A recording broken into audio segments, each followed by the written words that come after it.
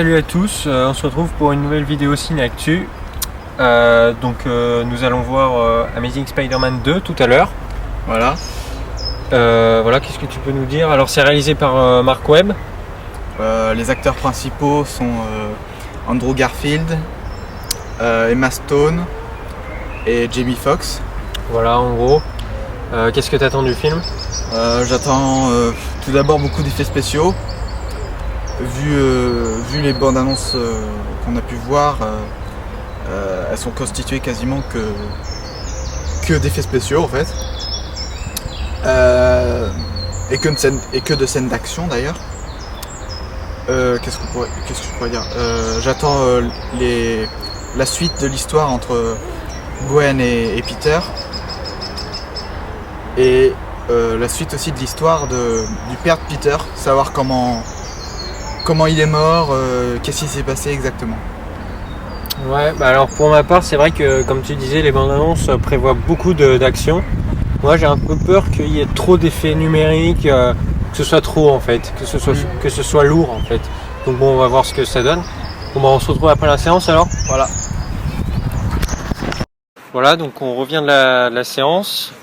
Tu commences à donner ton avis ou Ouais. commence, vas-y. Alors j'ai plutôt bien aimé le film. Tout d'abord, les acteurs jouent bien. Oui, je trouve qu'Andrew Garfield est très bon dans son rôle de Spider-Man. Il a beaucoup de manières, il n'est pas maniéré, mais je veux dire, il a beaucoup de manières qui pourraient être, qui vont bien avec le personnage de Spider-Man. Les autres sont bons, ouais.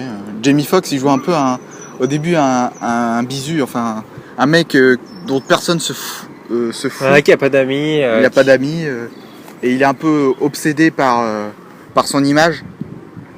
En fait, tu sais, il va être reconnu par tout le monde. Oui, et puis surtout obsédé par Spider-Man. Oui, après. Mais après, t'as vu quand Spider-Man lui pique la vedette, quand il est en électro, et que Spider-Man lui pique la vedette, c'est là où il se met en pétard en fait. Parce qu'il est très attaché à son image. Ouais, il est jaloux en quelque sorte après.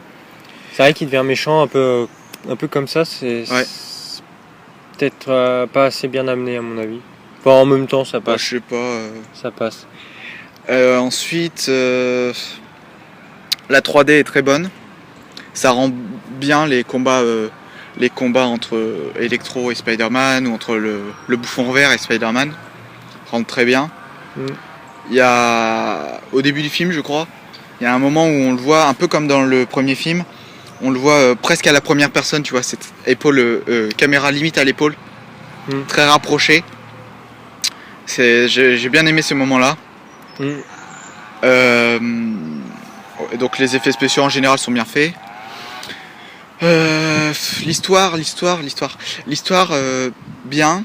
D'ailleurs, c'est plus rapprochant, contrairement à la première trilogie Spider-Man, de l'histoire originale. Vous verrez à la fin du film, il y a un moment, une scène. Plus gaffe, faut pas spoiler. Oui, t'inquiète. Qui est totalement en accord avec les BD, avec les comics.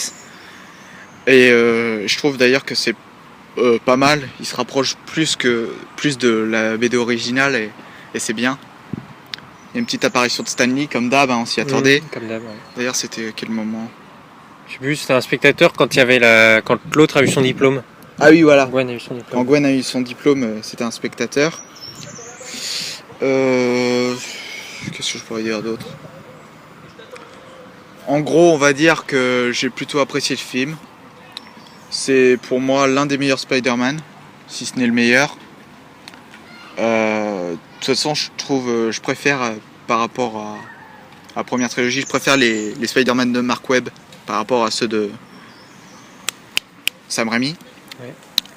Je trouve qu'ils sont plus en accord avec la BD et je préfère le personnage joué par Andrew Garfield que joué par Tobey Maguire.